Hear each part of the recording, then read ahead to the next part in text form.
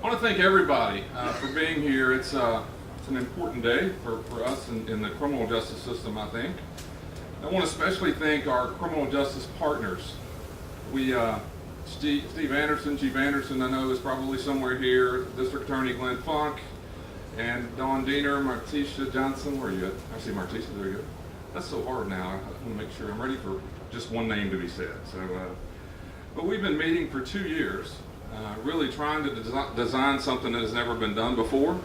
And we've worked hard at doing that. I think trying to come up with what would be the best way to operate this operation. And I want to thank them for sticking with us because it was in the dirt back then, and now we're seeing some foundation and concrete being laid, and that's going to be a good thing. I want to thank all the judges. Many of them are here, and especially Judge Blackburn, who has a passion for mental health and the work that we do, and all their support. We're going to need you today, but we need you going forward as we continue to move the needle in the world of mental health. I want to thank Dr. Paul and the Health Department, our partner in the day-to-day operation of our jails and healthcare and mental health care. The Mental Health Co-op. I see all sorts of folks here from the co-op. There's Pam and Amanda, everyone. I want to thank Bob Green from the Department of Probation. One of the things that you may not know is the number one reason a mentally ill person ever enters our jail is because they violated probation. It's a question that we're asking ourselves, and why ever do that? And so we're working hard with Bob and others to try to improve that. So I want to thank you for being here as well. Thank members of NOAA. I saw Mike Ingo. Please, Mike, where are you at? You're never wanting. There you are. Mike is almost a deputy in the sheriff's office. He comes there so often. We appreciate your work in helping get us to this point, Mike, and NOAA and all the folks who have a passion to help the criminal justice reform efforts. I want to thank Congressman Jim Cooper. I saw him somewhere. We were on the panel last week. Thank you, Congressman. We need you there in Washington. Please, and your support for what we're doing is very, very important. Also see Mayor Berry. Where are you, please? Thank you very much for being here. Mayor Berry was the initial kind of instigator of getting us the money and the location and where we're going, and we're really proud to be a part of this and glad to see you here today. Very, very important. Commissioner Marie Williams, where are you? Commissioner of Mental Health, I saw you somewhere. She's here somewhere. I want to thank her, our friendship, and we seem to be in the room all the time together with different things in the world of mental health. Finally, there's some members of a thing we put together called the Sheriff's Behavioral Care Community Advisory Board. That's a bunch of letters. We didn't even come up with an acronym. We just have a bunch of words. But Jenna Betts, I know she's here. There's Jenna. Eric Miller, if you'll raise your hand. Pastor Brooks, I think, is here somewhere. Ben Freeland, Missy Wallace, Amy Jackson Smith. These are folks who have come in contact with the criminal justice system and also have family members that sometimes interact with mental illness. Philosophically, I have a problem with celebrating the building of new jail beds. You should not want that. And we're not here today to celebrate that. Today, we're here to lay a new foundation for how Nashville treats some of its most vulnerable citizens. As a lifelong resident who spent my entire career in criminal justice, it's almost ironic how we came to this place. I was born in a place called Bakertown. You have to have been here a long time to know where that is. Bakertown's not even said anymore. But it was about a mile away from a thing called Central State. And Central State was the hospital here in Nashville for those with mental illness. It was located, or it would have been located, where you call Donaldson Pike and Murfreesboro Road. When I grew up, there was no Donaldson Pike. But what's important about that is, back then, this country, I was born in '64. Wow. In 1964, they tell me, the country started having conversations about deinstitutionalizing the mentally ill. The sad part is we never did that.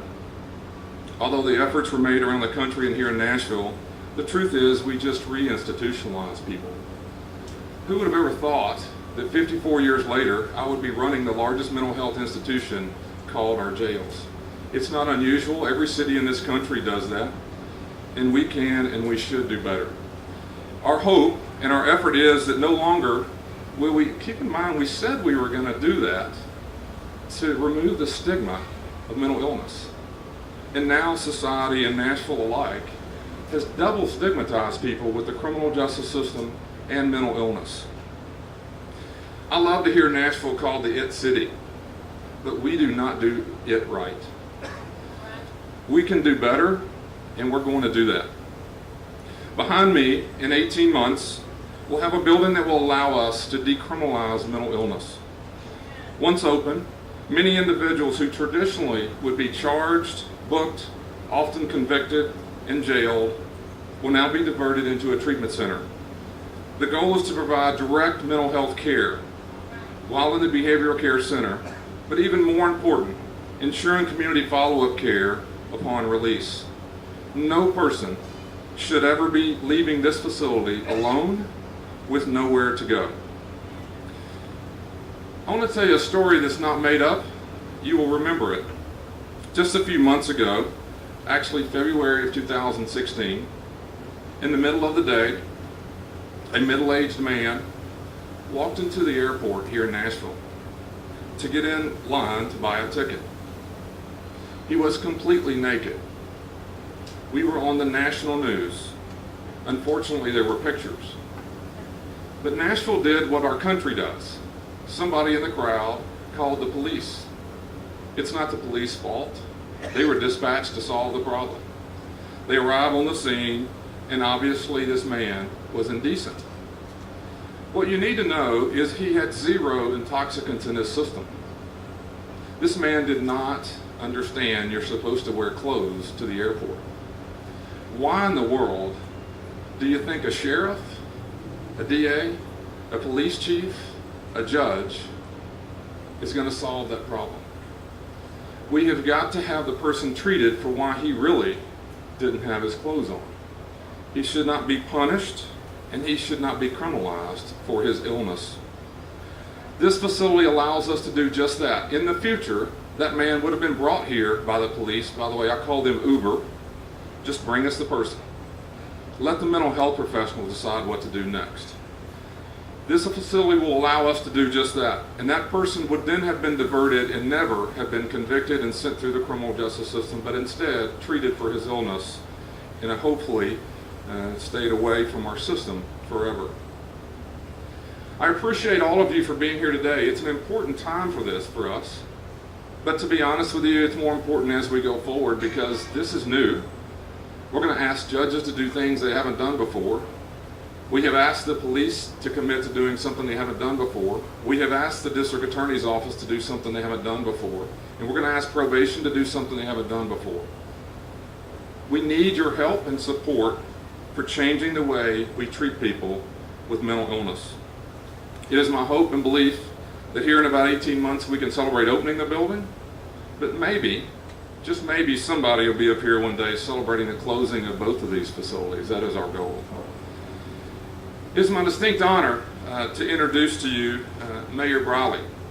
Several of us, just a few months ago, were right out the road here, a couple of miles, it feels, 3 or 4 miles, at the co-op, celebrating the opening of some new beds, or not opening, so groundbreaking of the new beds at the co-op. It was very cold.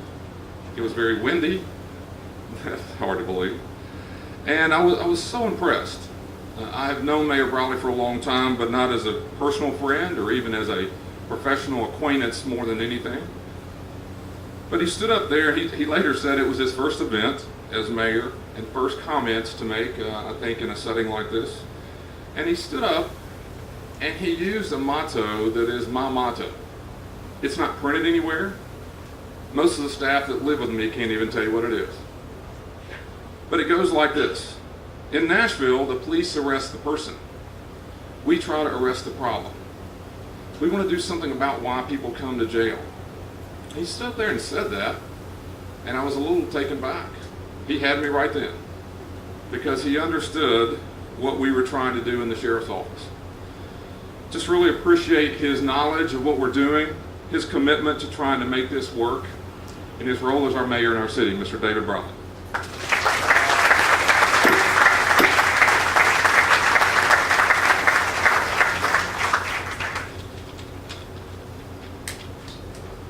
So part of the story we tell about being the IT city, it's the people who live here.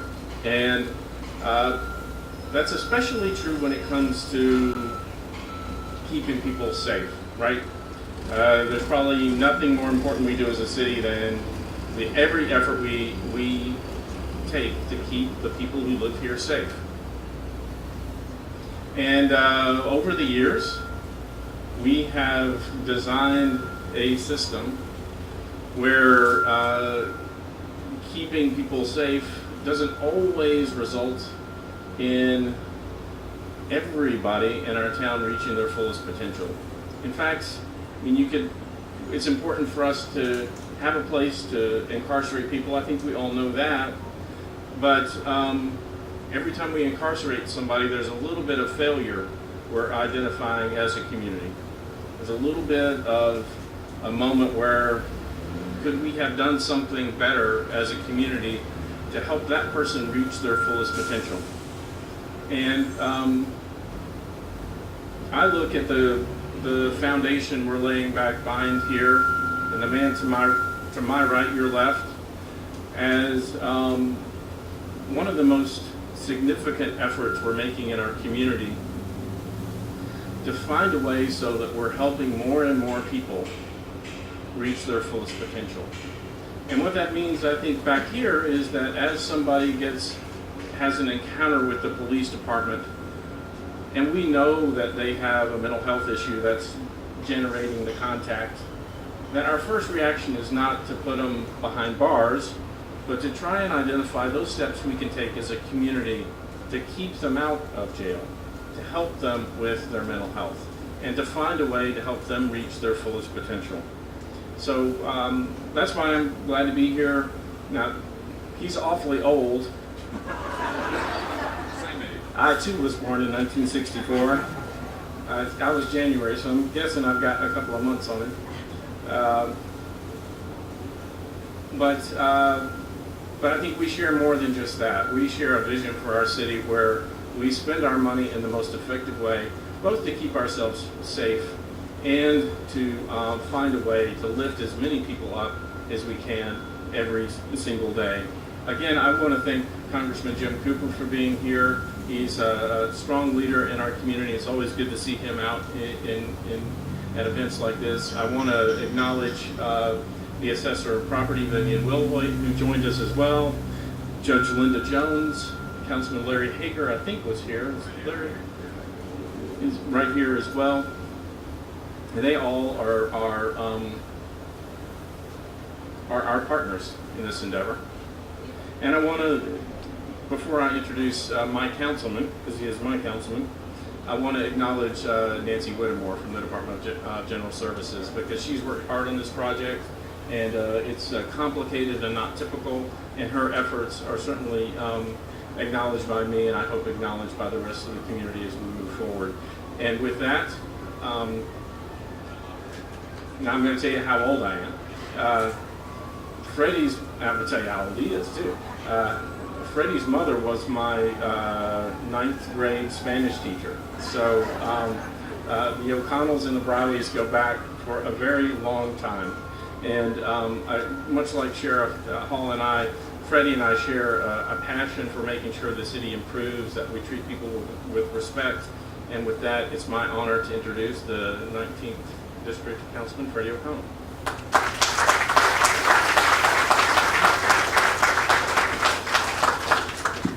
Thank you, Mayor Brian. I think really what you did there was tell people how old my mom was. She's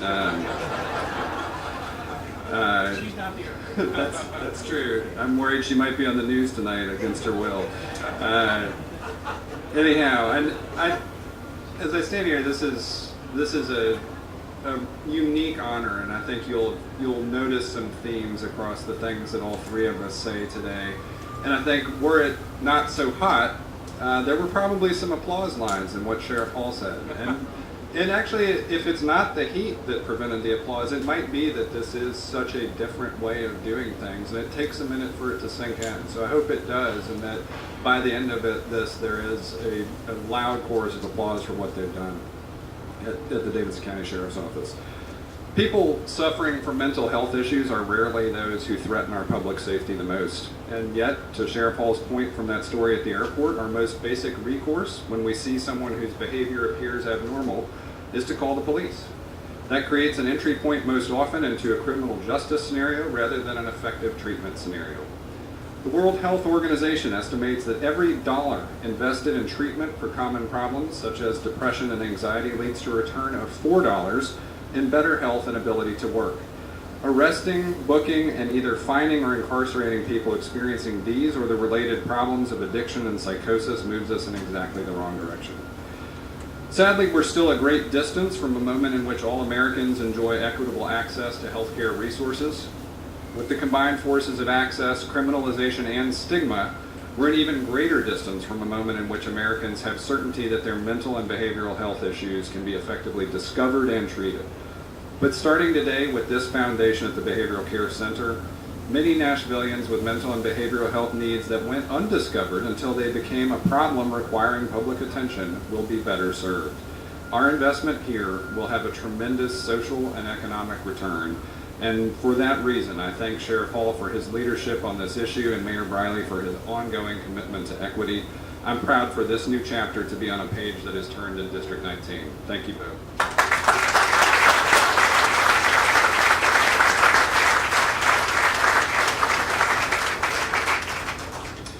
Yeah, I want to thank Councilman O'Connell as well. It's not very many elected officials that take pride in having something like this going on with all the change and disruption, and he's been there with me the whole time, and we're working on several issues that don't relate to this facility, but I really appreciate his leadership and happy that we're in a district that understands, so I thank you for your work. Real quick, and I know we're ready to go, if you get a chance, you need to read the book, The Secrets of Hopewell's Box. If you're from Nashville, it should be required in first grade, but the point is, I was reading the book again recently, and early in the book, it describes this scene of, I think it was called a deputy back then, this is pre-Metro, driving down what you call Murfreesboro Road. And the deputy drove by what was the guard shack of the hospital. And in the scene, in the book, the guard waves down the deputy and says, "Hey, old William walked off again. Would you pick him up? He's down there on Murfreesboro Road." And so in the book, sure enough, in the 60s, the deputy drove down the road, picked him up, and brought him to Central State for help, for the real reason that he walked off, for the real issue in this man's life. And it sounds crazy, but 50-something years later, that's what we're asking. If someone does something wrong, walks into the airport, there are many other stories, we're asking the police and the community to get them where they belong, get them for help. And this brick and mortar behind us and the investment of Mayor Berry, Mayor Briley, and the City Council is to do just that. But ultimately, this isn't the solution. We need the community mental health system on our side. So I hope you'll stay with us as we go forward. And thank you for your day. Thank you for being here. Appreciate it very much.